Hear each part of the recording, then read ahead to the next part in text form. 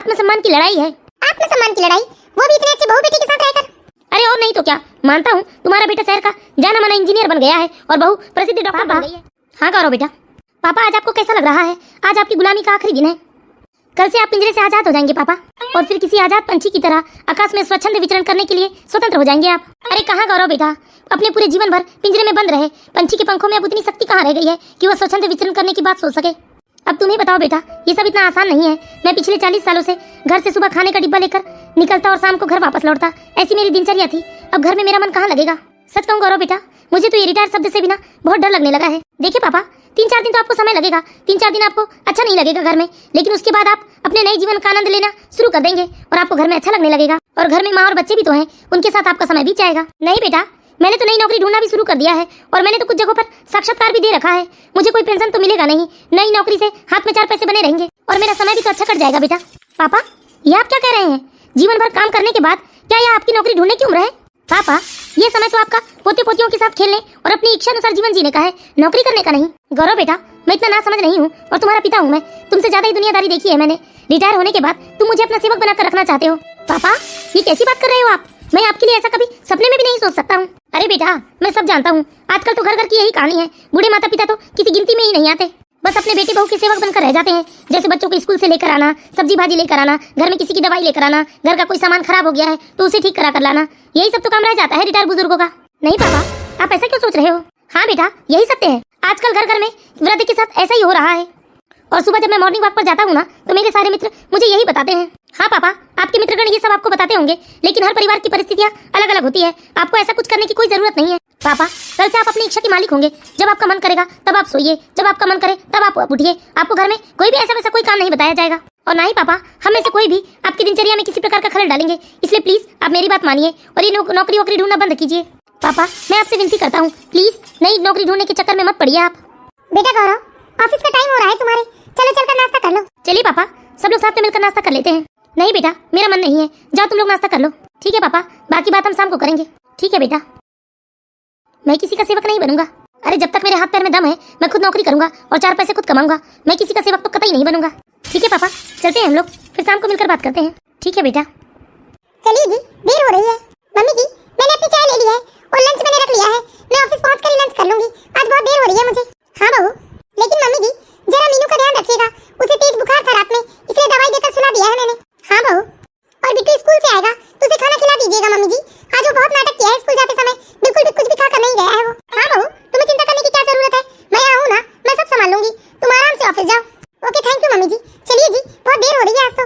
हाँ हाँ ममता, किसी को चिंता करने की क्या जरूरत है? यहाँ स्थायी नौकरानी जो है, बस कोई भी तुम पर दिन भर हुक्म चलाते रहे और तुम हो कि बस जी हजूरी करते रहती हो। ये आप क्या बोल रहे हो जी? अरे मैं सत्य ही तो कह रहा हूँ। इसमें नौकरानी वाली क्या बात है? कोई अपने घर के काम करने से छोटा हो जाता है क्या? शायद आप ये बात कभी नहीं समझ सकते, ये सारी बातें ना आपके दिमाग के बाहर की है। चलिए ये सब बातें आप जाने दीजिए जी, वैसे भी आज आपके ऑफिस का आखिरी दिन है, चलकर तैयार हो जाइए, फिर तो कल से आपको मेरे साथ घर पे ही रहना है, फिर अपने जीवन की ढेर सारी गाथा सुनाइएगा मुझे आराम से बैठकर। अरे ममता, मेरी समझ की तो छोड़ो, लेकिन अपनी समझ की तो बात करो। अरे दिन भर घर के काम काजों में लगी रहती हो, और बहू तो लगता है बस नाम की माँ है, उसके भी तो कुछ फर्ज बनते हैं ना। वो तो अपने बच्चों की देखभाल कभी नहीं करती है, बस ले देकर तुम ही उनके बच्चों की देखभाल करते रहती हो। मुझे समझ में नहीं आता, जब बहू बेटा दोनों इतने रुपए कमाते हैं तो इन सब कामों के लिए आया क्यों नहीं लगवा लेते? ये सारा काम वो तुमसे क्यों करवाते हैं? ये आप कैसी बात कर रहे हैं जी? कौन सा बहू घर पे बैठी हुई है और अपने बच्चों को नहीं देख रही है? बहू दिन भर ऑफिस चली जाती है ना। और एक बात बताइए, ये सब काम क्या मैंने अपने दिन में नहीं किया है? मैंने भी तो अपने बच्चों को पाल पोस कर बड़ा किया है ना। क्या आप ये बात भूल चुके हैं कि मैंने तो अपने दोनों बच्चों की परवरिश खुद की है? क्या तब आपकी नजरों में मेरी केवल एक नौकरानी से ज्यादा अहमियत नहीं थी? और उस समय तो घर में नौकर चाकर भी नहीं थे, तब तो मैं घर का सारा काम खुद ही करती थी और माँ बाबूजी की सेवा भी करती थी और साथ में अपने बच्चों को भी संभालती थी। क्या मेरी कोई अहमियत नहीं थी तब आपकी नजरों में? अरे ये सब जाने दो ममता, भैंस के आगे बीन बजाने से ना कोई मतलब नहीं है।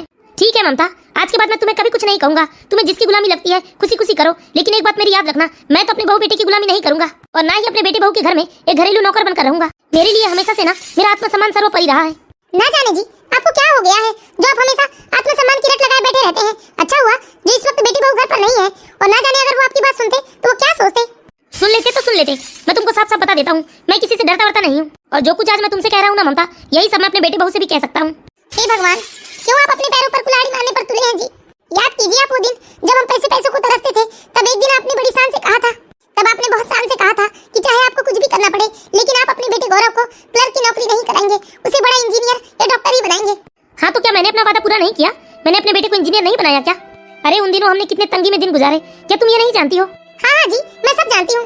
लेकिन आपने देखा होगा कई बार माता पिता लाख प्रयत्न करते हैं कि अपने बेटे को अपने अनुसार कोई बड़ी नौकरी कराए, लेकिन तब भी कई बार कई संतान कुछ नहीं कर पाते हैं। लेकिन अपना बेटा गौरव देखो कितना होनहार है, और हमारा बेटा अपने पैरों में खड़े होते ही आपकी सारी जिम्मेदारियां उठा लिया है। उसने अपनी बहन की शादी कितनी धूमधाम से किया था, भले उसे अपनी बहन की शादी के लिए कर्ज लेना पड़ा, लेकिन वो पीछे नहीं हटा था। आपको बिना बताए ही उसने ना जाने कितने रुपए अपनी बहन की शादी में खर्च किए, वो भी कर्ज लेकर, और हम लोगों को कानों कान भनक भी नहीं लगने दी। वो तो हमें ये सब बातें बाद में पता चली थी। अरे इतना समझदार और सुलझा हुआ बेटा है हमारा। तुम्हारी अकल को तो मैं क्या कहूँ ममता, तुम्हें तो ना पुत्र मोह ने अंधा बना दिया है। अरे अपनी बहन के लिए उसका कोई कर्तव्य था या नहीं? उसने अपनी बहन की शादी में रुपए पैसे खर्च करके सहायता करके सिर्फ और सिर्फ अपने कर्तव्य का पालन किया है और कुछ नहीं।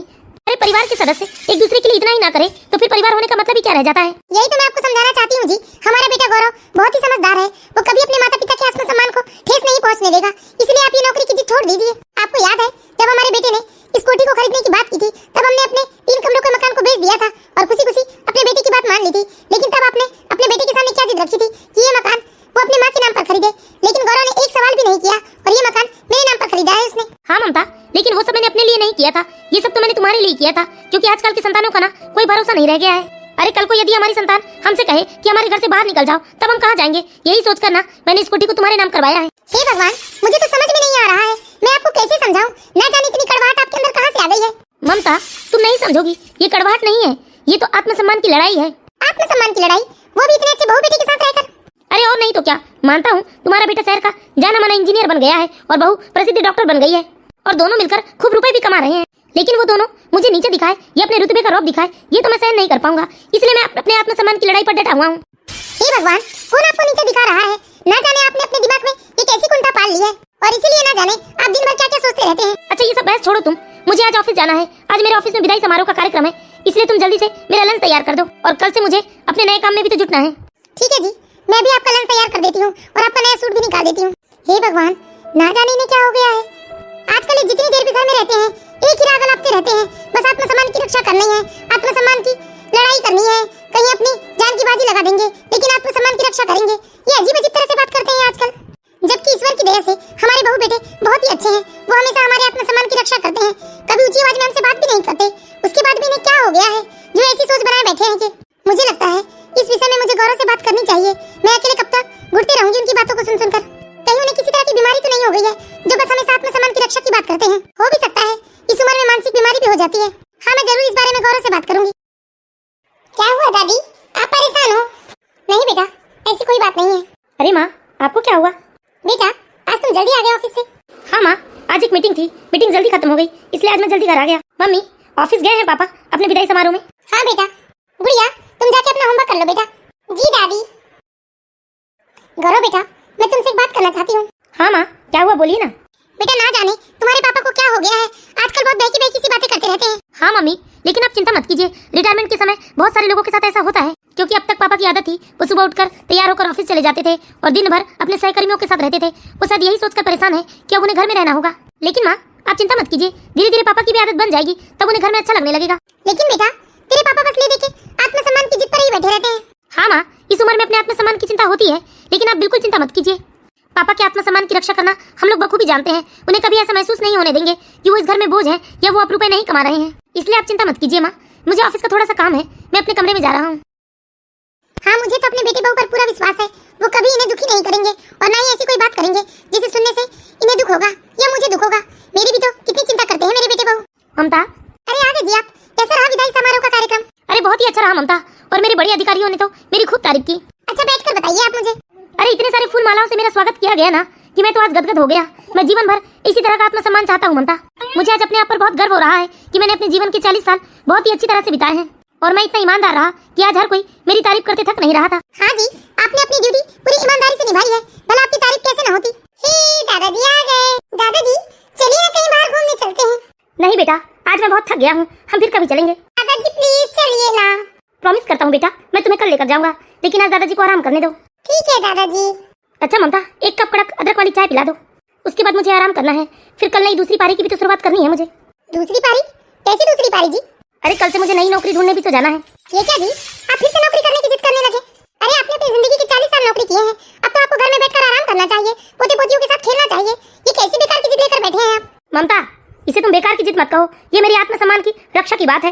मैंने तुमसे पहले भी कह चुका हूँ कि मैं अपने बेटे बहू का सेवक नहीं बनूंगा। हे भगवान, ये कैसा पत्थर पड़ गया है आपके दिमाग पर? ये कोई पत्थर नहीं है, ये मेरे आत्मसम्मान की लड़ाई है। अरे मुझसे पहले जो रिटायर हुए हैं मेरे मित्रगण बस यही बताते रहते हैं मुझे कि वो अपने बेटे बहू के दास बनकर रह गए हैं, नौकर की तरह घर की जिम्मेदारियां उठाते हैं और कोई मान सम्मान भी नहीं करते उनके घर में उनका। हाँ, उनके बेटे बहू नहीं करते होंगे, उनके बेटे बहू हमारे बेटे बहू की तरह नहीं होंगे। अरे ममता, दुनिया एक जैसी है, सब जानता हूँ ममता। 2-4 दिन ना सब मुझसे बहुत प्यार से बात करेंगे, मीठी मीठी बातें करेंगे। उसके बाद जब देखेंगे कि मैं बैठे बैठे घर में खा रहा हूँ, टीवी देख रहा हूँ और बस आराम कर रहा हूँ, तो मैं ही अपने बेटे बहू की आंख में खटकने लगूंगा। और ये दिन देखने से पहले मैं खुद अपने आप को इतना तैयार कर लूंगा कि कोई मेरे आत्मसम्मान को ठेस नहीं पहुंचा सकेगा। इसलिए तुम ये व्यर्थ की बात करके मेरा समय बर्बाद मत करो। तुम बस चाय लेकर आओ, मुझे आराम करना है और कल से फिर अपने काम में जुट जाना है। हे भगवान, इन्हें समझा पाना तो मेरे बस की बाहर की बात हो चुकी है। मैं किसी का सेवक नहीं बनूंगा, ये मेरी जिद है। यस मैम, लेकिन मैम पेरेंट्स मीटिंग तो सैटरडे को होती है ना, और सैटरडे को तो मेरा भी हाफ डे होता है, इसलिए मैं हर पेरेंट्स मीटिंग में आ जाती हूँ। लेकिन आज मंडे को पॉसिबल नहीं हो पाएगा मैम, आज बहुत पेशेंट रहते हैं हॉस्पिटल में। सैटरडे को हॉलीडे होने की वजह से इस बार पेरेंट्स मीटिंग मंडे को रखी गई है। ओके मैम, मैं पहुंचने की कोशिश करती हूँ। क्या हुआ अर्चना? अरे देखिए ना जी, रितिका के स्कूल में मंडे को पेरेंट्स मीटिंग है। मंडे को तो हॉस्पिटल में बहुत पेशेंट रहते हैं, तो इस बार पेरेंट्स मीटिंग में आप चले जाएंगे। लेकिन अर्चना, मंडे को तो हमारी एक इंपॉर्टेंट मीटिंग है। अरे क्या हो गया बेटा, सुबह सुबह क्यों परेशान हो तुम लोग? मम्मी, कृतिका के स्कूल में मंडे को पेरेंट्स मीटिंग है और मंडे को तो हम लोग बहुत बिजी होते हैं, इसलिए पेरेंट्स मीटिंग को लेकर थोड़ी टेंशन हो रही है। अरे इसमें इतनी परेशान होने वाली क्या बात है बेटा, तुम्हारे पापा भी तो अब से घर में ही रहेंगे ना, वही चले जाएंगे कृतिका की स्कूल पेरेंट्स मीटिंग में। अरे एक मिनट माँ, मुझे तो एक फाइल अपलोड करनी थी, मैं अभी आया। हाँ मम्मी जी, मैं तो भूल ही गई थी कि अब तो पापा भी हमारी मदद कर सकते हैं, वो भी तो अब घर में ही रहेंगे ना।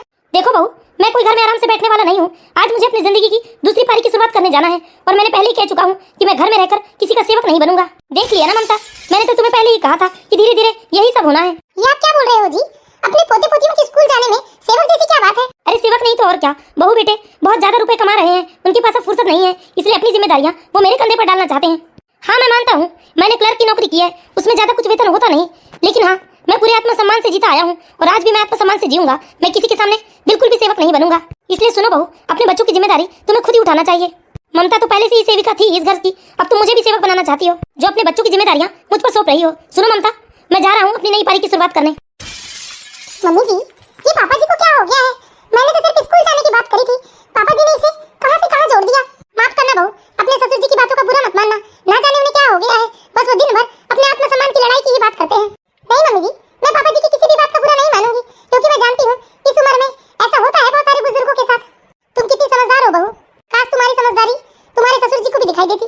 कोई बात नहीं मम्मी जी, आप बेकार में परेशान हो रहे हो, मैं ही मैनेज करती हूँ। हे भगवान, ये सब क्या देखने को मिल रहा है मुझे? वो तो अच्छा हुआ कि हमारी बहू इतनी समझदार है, वरना कोई दूसरी बहू होती तो इनकी बातों का तुल का तमाम कर दिया होता अब तक घर में। है अपने पोता पोती की स्कूल जाने में नौकर जैसी क्या बात है जो इनके आत्मसम्मान को इतना ठेस पहुंच रहा है?